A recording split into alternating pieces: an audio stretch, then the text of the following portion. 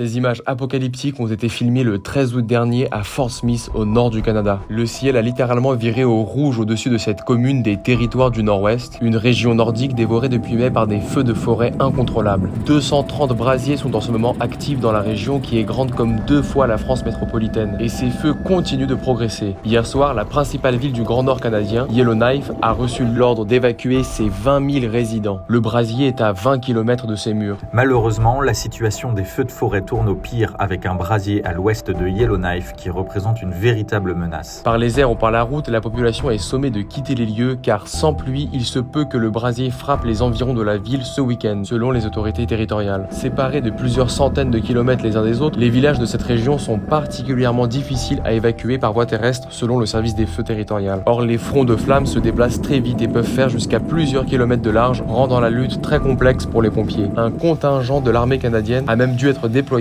pour participer aux évacuations aériennes. L'autoroute était engloutie par les flammes. Je ne pouvais rien voir devant moi. Il n'y avait plus de réseau, donc aucun moyen de savoir où j'étais. C'était le moment le plus effrayant de ma vie. C'est le témoignage de Jordan Evoy, 28 ans, habitant d'une petite municipalité actuellement sous ordre d'évacuation. Ce lundi, il espérait quitter son domicile en voiture pour se réfugier en Alberta, province mitoyenne. Mais pris au piège par les flammes et craignant de voir ses pneus fondre, il a dû rebrousser chemin et évacuer via un avion militaire. Après la capitale territoriale Yellowknife, c'est l'ensemble de la région des Territoires du Nord-Ouest qui a décrété l'état d'urgence mardi soir. La situation évolue rapidement et les besoins sur le terrain changent vite, souligne le gouvernement qui assure utiliser tous les outils à sa disposition pour faire face à l'urgence. J'ai le cœur brisé en pensant aux gens des TNO aux prises avec des feux de forêt dévastateurs. La province voisine de la Colombie-Britannique, elle aussi durement frappée par les feux de forêt, a enregistré des températures au-delà des 40 degrés Celsius, une première cette année pour le pays. Au total, plus de 13 millions d'hectares sont partis en fumée dans l'ensemble du Canada depuis le début de l'année et près de 168 000 personnes ont dû être évacuées. Par sa situation géographique, ce pays d'Amérique du Nord se réchauffe plus vite que le reste de la planète. Ces dernières années, il est confronté à des événements météorologiques extrêmes dont l'intensité et la fréquence tendent à augmenter.